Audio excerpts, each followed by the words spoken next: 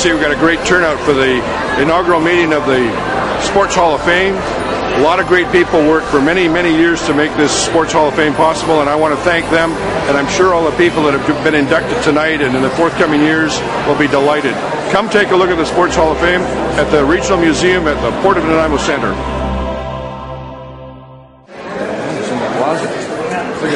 I have so much memorabilia. Well, no, Bob Hutton was the morning man, but he went to NW, and then I had to compete against him and didn't do very well. Yeah. Ron is still in Victoria, is retired. Yeah. I worked with him a lot. And Jack Giles. He came over with Bob Giles. He's a nice fellow. Is he still around? I doubt it. He had a back problem. Yes, he did. And he wore hats. Yeah, he was a good guy, nice guy. You don't know what you got? No, I don't. But I thought the day will come, and it's here. And well, isn't this something? This would have been before I started. Oh yes. I started in '56. Look at this. I remember listening to Treasure Trail. Oh yeah. Yeah, radio was a lot different. Oh yeah. Now it's mostly automated. Digital. Oh, there's Laurie Irving. Laurie Irving, yeah. I was an Irving, but not related to him. Oh, yeah. What's he up to? Well, he was long enough. Yeah.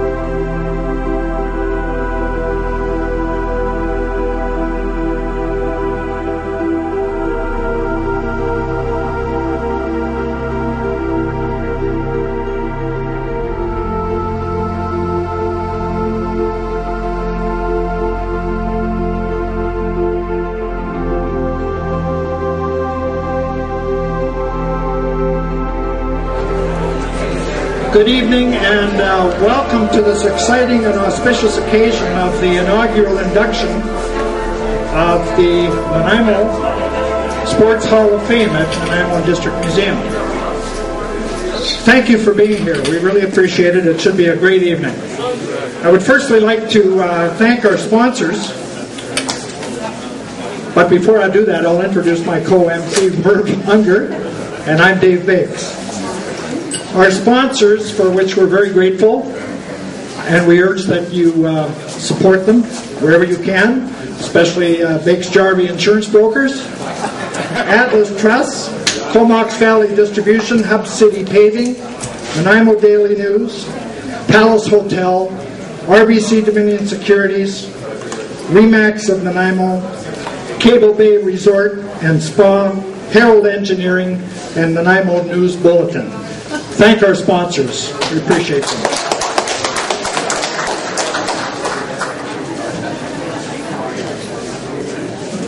We'd like to thank the Nanaimo District Museum Chair and Board of Directors for including the Sports Hall of Fame in this wonderful facility. And we'd like to thank the City of Nanaimo for providing this great facility.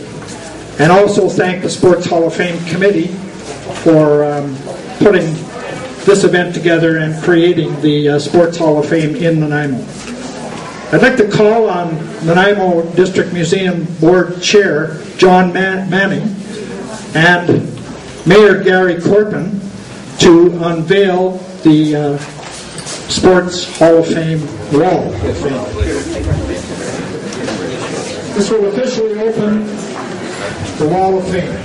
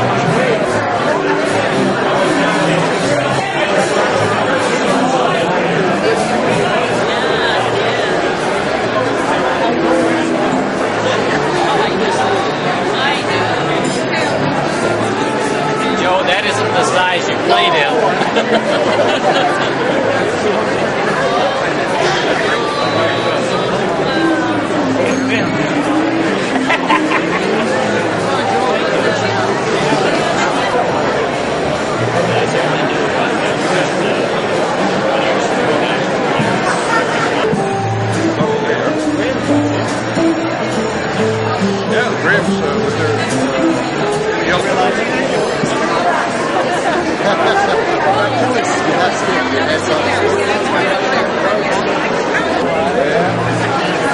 What she did? Get a chance to take a look around the facility. You guys help make this possible, so thanks so much. There's just a lot not with us, but there's still some with us. Yeah, that's true. I'm the only one on the executive left. Are you? How come? Wasn't Eric Howard involved? No, he wasn't. But Jim Simone. Jim was, yeah. But Eric was a good supporter. Yeah, but he that was put it. on. But Jim was. Yeah. Well, I see June's here. How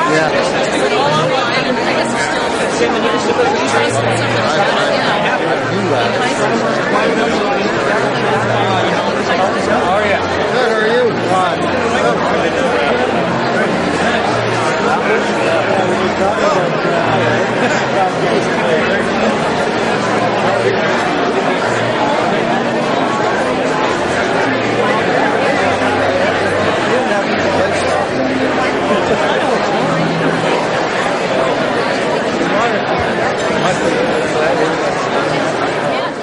Welcome to our community-minded sponsors, trade company Comox Valley Distribution.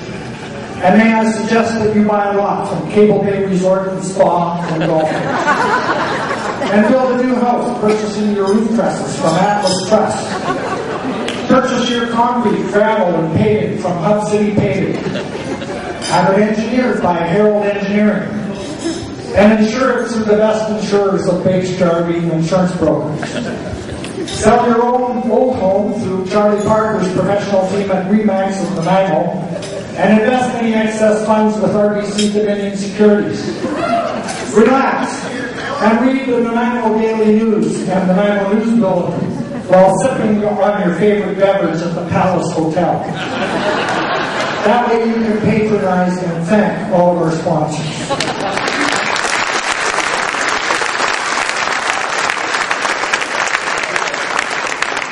I would like to welcome the President's Society, Kelly Mann, and his event coordinator.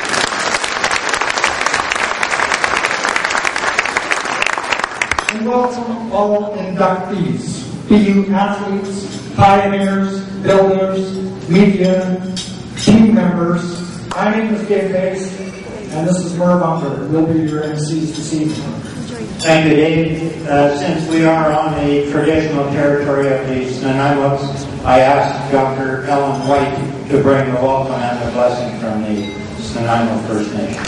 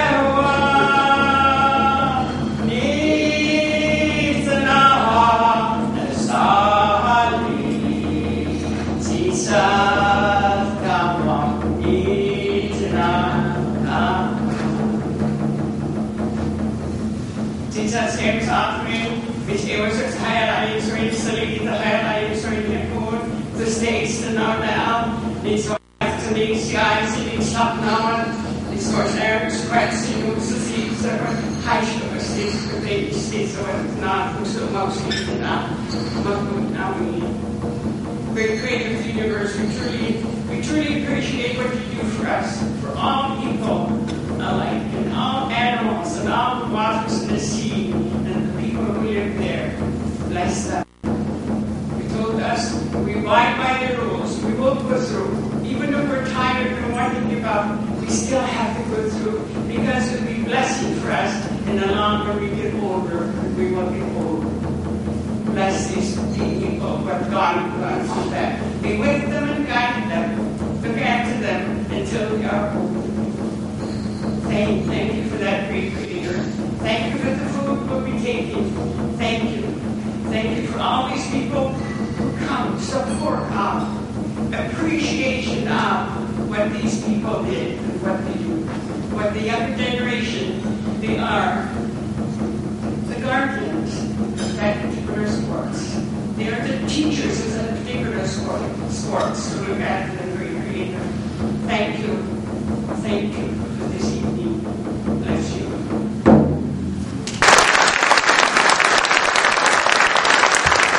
I would now like to call on the Honorable Larry Tollett, Minister of Healthy Living and Sport, to bring greetings from the province.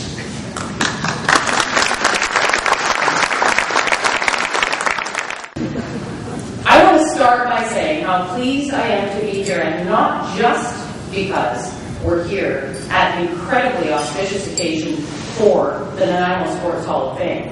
I want to first of all tell you, I lived in Duncan for, 2-3 years, I guess, in the early 90s. And we would, the odd time we had family, and we'd travel up to Nanaimo and we'd drive around.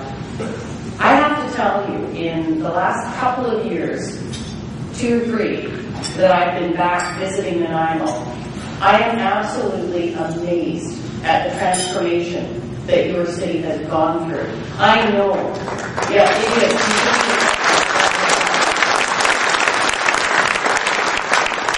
I know that there's no way that happens unless you have the dedication of a whole range of people. It doesn't just take 1 or 2 individuals. Your whole town, your whole city has come together, and it really is noticeable for someone like me who comes from outside. I also want to acknowledge, when we talk about the Sports Hall of Fame, there's reason to be acknowledging an awful lot of people. I'm not going to get them all, but I want to, in particular, thank the work of the Sports Hall of Fame Committee and the selection panel, the Nanaimo Museum Board, the volunteers, the community groups, the planners, the local officials. All levels of government have really come together to make this work. And so, good evening to you all, and thank you very much for having me here. This is a huge opportunity for us. We're coming up on 2010. You all know we're going to be hosting the Olympic and Paralympic Games, and it's facilities like this that really give us the opportunity to celebrate our athletes, our volunteers, and the vast sport community that really makes our province a world sport destination, and that's what it's becoming. The Nanaimo Sports Hall of Fame is an important addition to BC's showcase of world-class sport. And today's inductees have made a significant contribution to British Columbia's sport history, and the Nanaimo Sports Hall of Fame will be a fitting place to celebrate their achievements. The legacies of our sporting heroes inspire the next generation to participate, compete, and achieve. And they remind us that accomplishments made years ago were sometimes a little harder won than they might be today. When we think of Gerald Kazanowski, as he was competing on the national and world stage more than 25 years ago, he didn't have high-tech court shoes like the ones that are available today. I mean, can you imagine the heights, literally, that he may have reached if he had some good old Nike Airs, right? I want to share with you because, now, one thing I've learned being Minister of Sport is that the sport community, everybody knows everybody. I have a deputy minister, his name is Grant Main, and he's a bronze medalist in rowing. Gold medalist. Sorry, what am I saying? Sorry, he's a gold medalist. I'm just saying bronze. You know why? Because today I was with Ian Bramble, who's one of our Beijing Olympians, who won a bronze medal. And that today was just a wonderful day for him speaking to coach of the BC. My apologies. Grant Main, gold medalist in rowing. In any case, he heard I was coming tonight, and he'll kill me for doing this. But Gerald, where's Gerald? There's Gerald over there. Okay, Gerald, this is for you. So this is what Grant says, because this is what I'm learning. The sport community, they remember every competition, and they remember every guy that they beat, right? Or every guy that they lost to, more likely, right? So this is from my deputy minister, writing me to be intelligent in conversation tonight. But I thought instead of talking to you privately, the crowd would probably like this one. So he says, I used to play basketball against Gerald in high school, and their Nanaimo team used to crush us. I played for a high school in Victoria. I think the defeat forced me to switch sports. Look at the impact you've had today.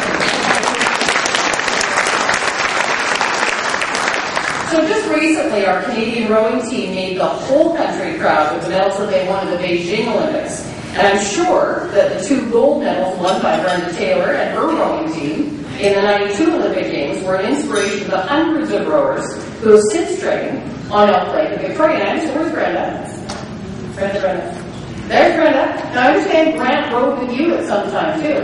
See, he gets around, my deputy. I don't know. This is one of the things, though, that makes us really proud about sport in BC. I really think, as I've been Minister of Sport, what has struck me the most is that in British Columbia, as much as we have the competitive spirit and we have the different sports who all want their place, you know what? It's a real team feel. Everybody pulls together. It's a real community. And you're all to be congratulated about that. We're proud that BC boasts the highest physical activity rate in Canada. But we want to build on that. We want to build on that reputation, and we want to become the healthiest region ever to host an Olympic and Paralympic Games in 2010. We have a long and really proud history of sporting excellence in this province. And in fact, BC has more athletes on national teams than our proportional population, and we continue to excel on the world stage as we did during the Beijing Olympic and Paralympic Games. Does anybody here know what percentage of the Canadian team was from BC in Beijing? Anybody has your guess?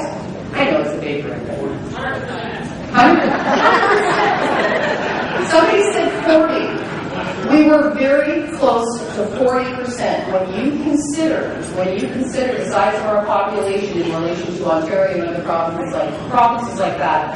That is a testament to people like you who are part of the whole sport community, and you really deserve our praise and our honor for that. So I'm so pleased tonight to see that not only are athletes being honored, but also the builders and the media are being recognized tonight, because certainly it's their dedication and commitment that is as important to us in the world of sport as the athletes on the field. I mean, without that, British Columbia's sport tradition would certainly be considerably less significant. The men and women being honored tonight really do exemplify British Columbia's outstanding commitment to teamwork, a value to be passed on to our up-and-coming athletes.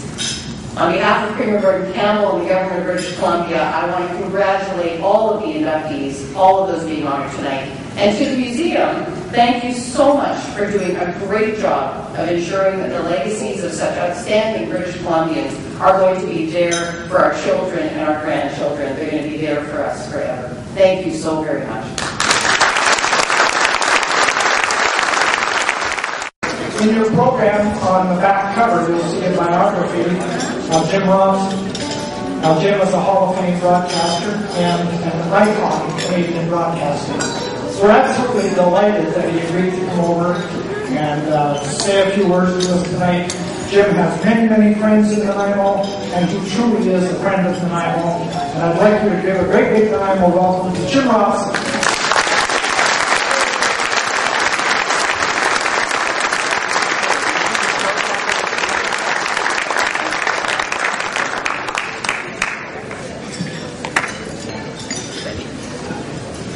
Thank you very much, Co-Chairman. What a dynamic duo.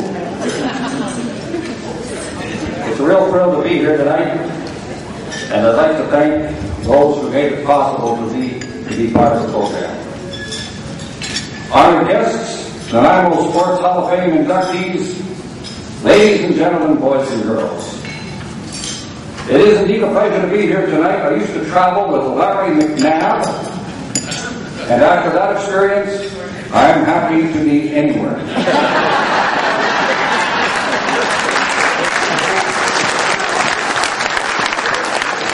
I flew into Nanaimo today and found out that Larry McNabb is still on the Nanaimo City Council.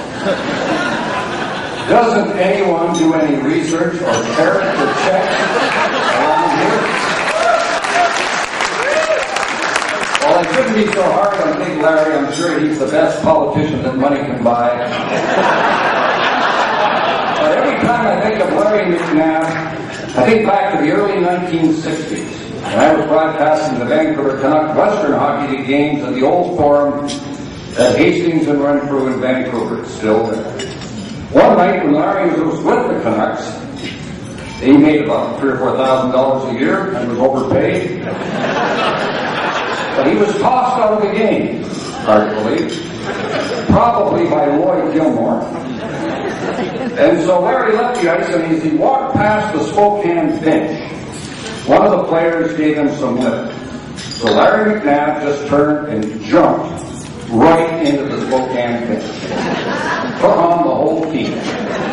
I think he was fined about $10 for that.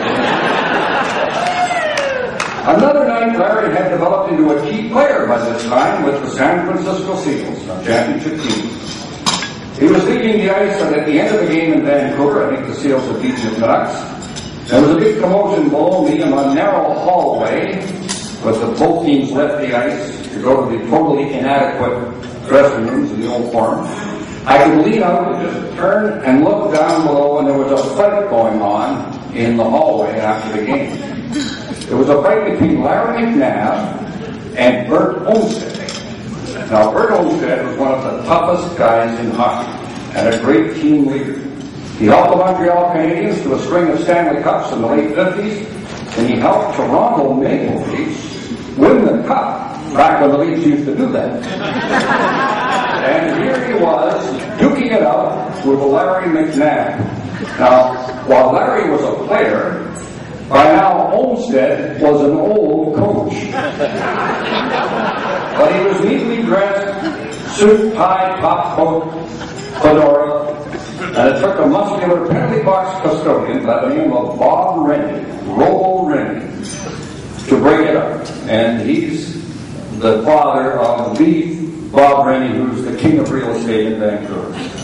So Larry had an interesting career in pro hockey, as did others from Nanaimo, such as Gene Carr, Al Hill, Wayne DeAnchin, and Barry Peterson. And of course, the Clippers carry it on with outstanding hockey in the BC League. In fact, one of our daughters is on the faculty at Cornell University in upstate New York, and she tutors some of the hockey players, and I've been to a couple of games at Cornell. I saw a game between two Ivy League schools, and 13 players in that game were from the BC Hockey League, and 5 of the Cornell players are from the Nanaimo Clippers.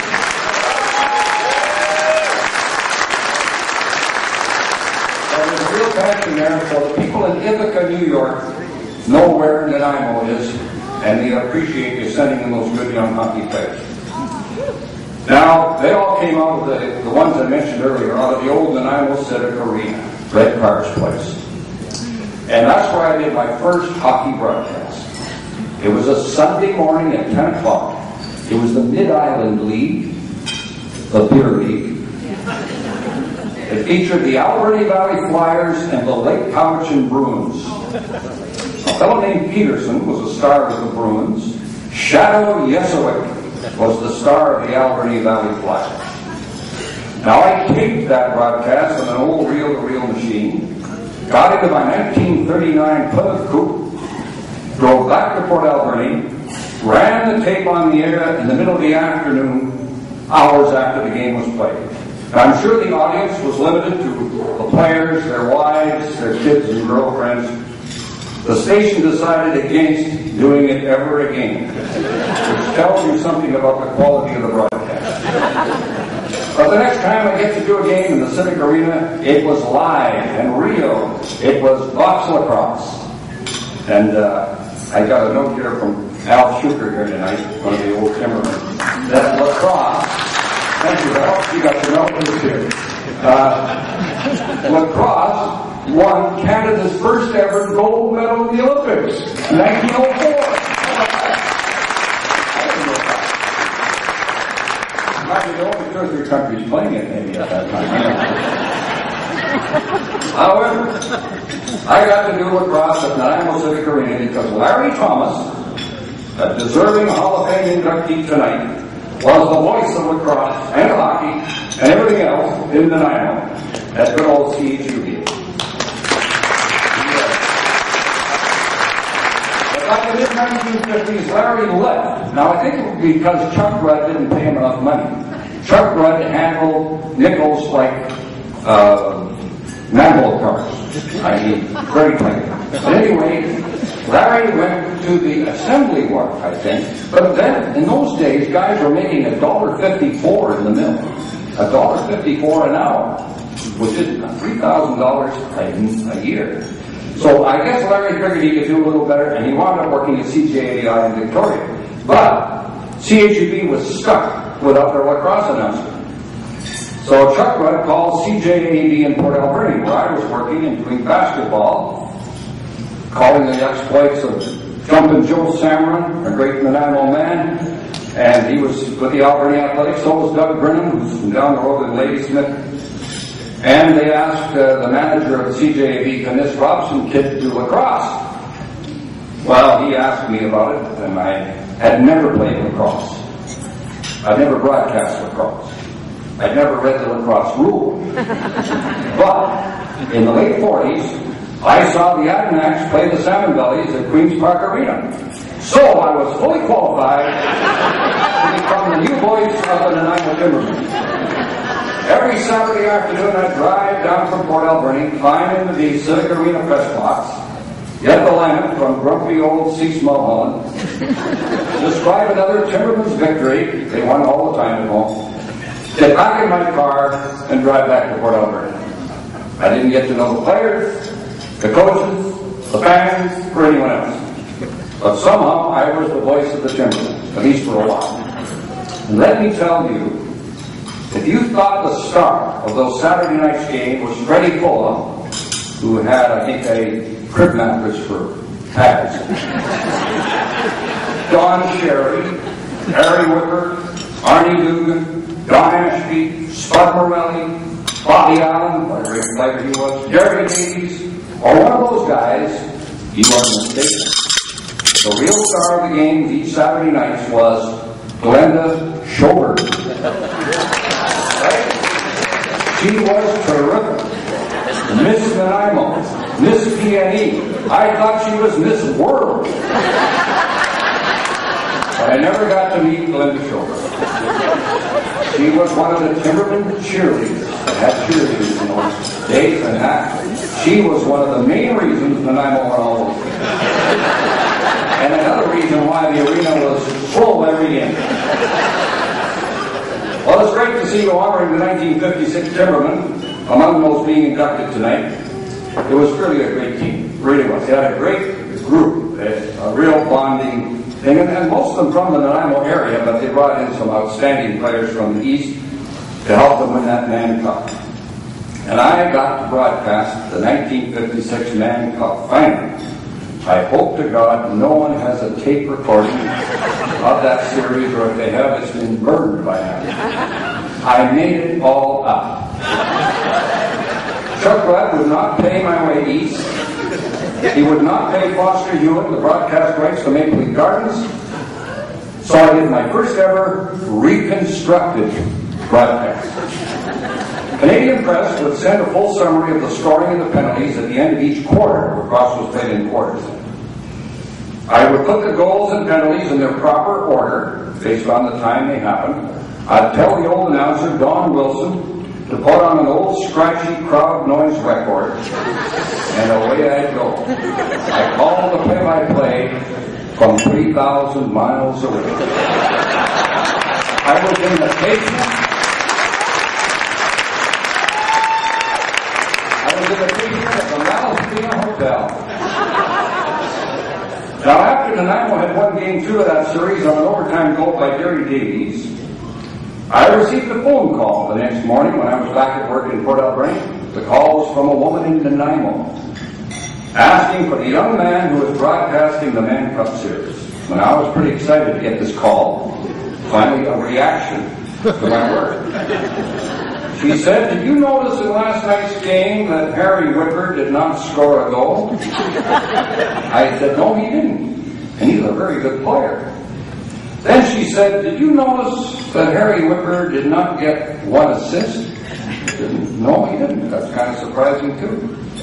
Did you notice that Harry Whipper did not get any penalties either? I said, no, he didn't. That's kind of surprising too. And then she said, well, let me tell you why Harry did not make the stat sheet. He was carried off the floor in the first period with badly torn knee ligaments and never played another minute. But he was great on our broadcast.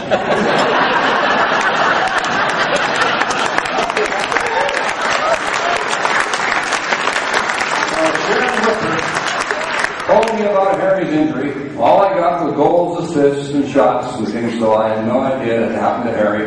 Another great player was injured in that game was Ike Hildebrand, who's from New Westminster, but was a great lacrosse star in Peterborough at that time. So reconstructing sports for me on the radio started in Nanaimo. I did a lot of it in Vancouver. Mostly Vancouver Mounties baseball. Baseball you can do because nothing happens till the pitcher throws the ball. And it's all stop and start.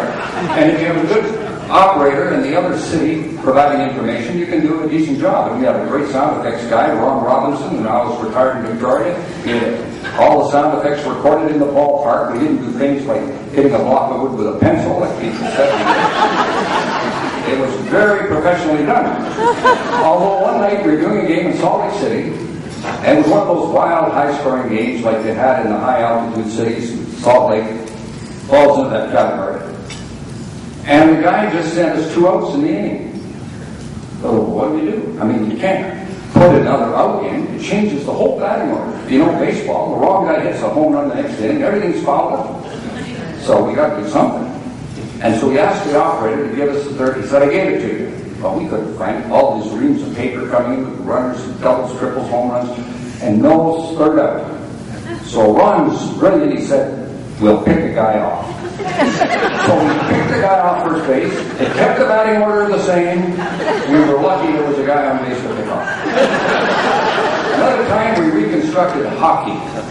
Now the football and baseball you can reconstruct. But hockey, lacrosse, basketball, the free-flowing games, you know, it's very tough to reconstruct. You're just making it up. Well, I was doing a game from Los Angeles. The Los Angeles Blades, Larry McNabb will remember that, playing the Vancouver Canucks, and I was in Vancouver. The game was in Los Angeles, and this guy was sending us sort of information. There was a long delay before the start of the third period. So we get on this teletype machine and ask why the delay. He said the Zamboni broke down. So I get on the machine and say, what is a Zamboni? He says, you call yourself a hockey announcer and you don't know what a Zamboni is? The Zamboni was invented in California by a man named Frank Zamboni, and Los Angeles had one of the first Zambonis. As you well remember from the old Civic Arena, we had old converted Jeeps to scrape the ice. We had kids with hoses out there. They had some of the rinks, even Maple Leaf Gardens, they swept by hand and then brought out water hoses. So I found out during reconstruction what a Zamboni was. But the nights at the Civic Arena were special. Saturday night especially, the lacrosse games. Remember when Vancouver came to town? When Nanaimo scored a goal, they swung a big white sheet over the floor on a clothesline with the words on it, Jake's Crying Pal. Jake Proctor was the coach of the Vancouver Pilsners, they were then, I think. And every time Jake saw that, you know, which he saw often against the Timbermen. And of course, they made a big thing a few years ago about people being able to get a beer between periods at a game. What's so big deal about that? Nanaimo fans have been having beer between periods for years and years and years. You just went across the street to the Newcastle. The Newcastle is gone, the arena is gone, and all you younger people here are saying, what is he talking about? But it was a great time to be here. And you know, Nanaimo has a terrific sports system. I'm happy here tonight to meet some of the guys that I used to come down here for Port Alberni teams in baseball. We never win. And basketball. Alberni had good basketball, but we'd steal good players from this area if they were really good. I remember Normie Waugh, a great Nanaimo player, coming up to Alberni. And of course, Joe Salmon I mentioned earlier. But you have some great all-around athletes here. And I know one of them's here tonight, probably the best baseball player to ever come out of Nanaimo, Robbie Robinson. And it was, yeah, Robbie. Another great all-rounder was Bob Heinmarch, who's over there just had open heart surgery in Vancouver, but he played all the sports and he was great. Mario Negrin was one that I don't know, but others told me he was a great all-around athlete. Excellent baseball players, Greg Lodris, Sonny Haslam, Tom Naylor, Don Smith, who's here tonight, and he bought the ticket. Kurt Webb, golfers like the Harper boys and Darren Griff, great individual athletes like skier Allison Forsyth. And we're so sorry that injuries have prevented her from competing at 2010. One of Canada's great skiers, and that injury was such a blow to her, but it is to all her friends too. And Allison, we just wish you were able to compete in Vancouver and Whistler at 2010. And Olympic athletes were honored tonight. I'm very happy to be at the table with Phil Olsen, first-class guy. What a great athlete. And he was one of the Canadian athletes who was snookered out of winning a medal in Moscow in 1980. Is that right, Phil? You would have gone? Canada, for political reasons, made their athletes stay home. It was a very wrong thing to do. We were selling grain to Russia, but we wouldn't send our athletes to Russia. And it was because the Russians went into Afghanistan. Does that ring a bell? And in 1984, the Russians and all the Eastern Bloc countries said, well, okay, we won't go to Los Angeles in retaliation for all the Western countries not going to Moscow. So Kazanowski and the boys playing basketball in LA in '84, they didn't get to play a lot of great teams from Eastern Europe. As the politics took over. But as the rower who's being honored here tonight knows, in Barcelona in '92 where she won her medals, that was the great Olympics. They all got together. And it's like China this year. They all got together. And that's the way it should be, right?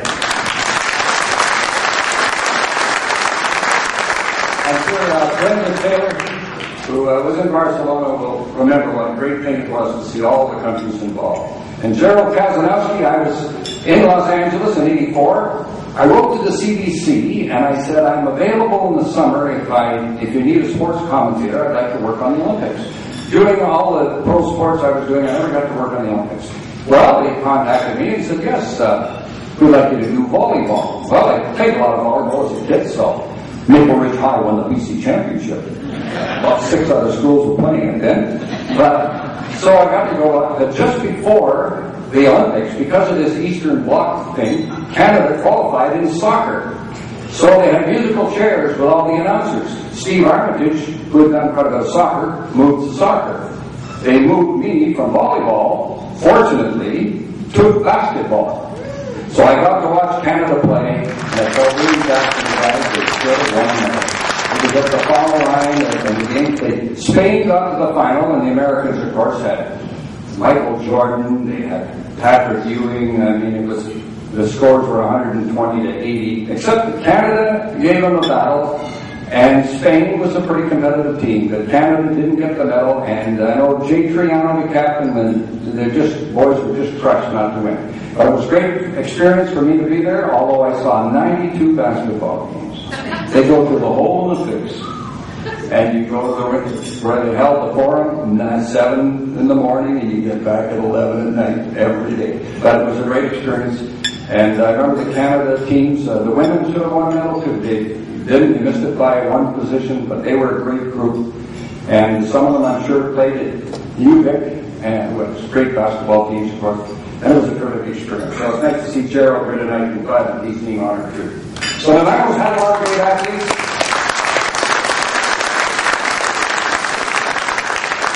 And of course, a lot of people behind the scenes. You always leave somebody out when you mention names, but I mentioned Cease Mulholland a while ago. I think because I was kind of an outsider coming in to do the game, and Larry Thomas was so popular that old Cease used to be a bit of a grump for me up in the booth there, but I know he did a lot for the Nanaimo sports and a lot of different sports. Ernie Kelly, Red Carr, of course, coached the Clippers for a long time. And one of the two guys who played a bad trick on Red is here tonight. I won't mention his name. But Red was terrified of farm animals for some reason. He played a lot of hockey, but he didn't like animals. And one night, two guys on the Nanaimo Luckies, I think they were by this time, put a goat in Red's office in the Texaco station, down there right by the Arena. Remember it? So when Rick comes to work the next morning, he says, gee, there's somebody in my office. And he gets a little closer, he says, that's not a person. It's a goat. And imagine, the goat was in there for about 12 hours. And Red, I don't think ever did find out. The guys know who did it, and they had a lot of fun in those days. I don't know if you do that to Coach. I don't think any venue has that happen to him. But, by the way, I never did see the Northfield Violets play. A little before my time. But I'm going to wind this up by very cleverly saying I have not mentioned the Vancouver Canucks. But I'm going to at this time. I have the privilege of being around pro hockey for a long time. My first broadcast was in 1956, and I liked all sports, and I still do. I go to all kinds of sporting events today. And I got to broadcast many different sports, but I sort of got connected with the NHL, and you do so many games, you had to line up a one sports guy. But I started in 1956 when the Canucks were in the Western League, and then, of course, went on through the NHL till 99 when I packed it in. But there's so much complaining right now about the Canucks coming into this season that the season starts October the 9th. It doesn't start in June, July, or August. Wait. We have to judge once the season starts. They have a great goaltender in Roberto Luongo, who's a terrific guy, too. I think the guys on the team really like him. He has a nice personality, too. They've got an outstanding defense, if they can just stay healthy there, and they've got a leader on defense, a very quiet leader. They might ask him to be captain, but I hope he doesn't take it, and that's Matthias Ohlund. He's the best defenseman the Vancouver Canucks have ever had. And they've got a good core. Yes, he is. Think about it. Runs through the whole line. I think what he's done in his 10 or 11 years with serious injuries, almost lost his eye. He does everything. And he's a terrific player. And he plays 30 minutes against the top players in the other team. But everybody's wondering about the forwards, and I'm sure that's the case for this team going into the season and their fans. So let's wait till the season starts, and let's not forget all the other sports too. The Canucks get so much ink, so much publicity, that I think it overrides a lot of great things that are happening in a lot of sports in our colleges and our high schools. Gerald will remember this. You go see a high school basketball game today. Oh, are they ever good? I mean, our athletes are terrific. Even though I love these old-time athletes, these old lacrosse players here tonight and the hockey players, but in any sport where you have a stopwatch, the athlete of today is better than the athlete of the past. And the athletes of today are terrific. And they really deserve a lot of support and credit, especially with the Olympics coming up in Vancouver next year. It's been my pleasure to be here tonight. I really enjoyed it, especially seeing old friends in the crowd. I know it's going to be a great night for the inductees and their families, and I thank you very much.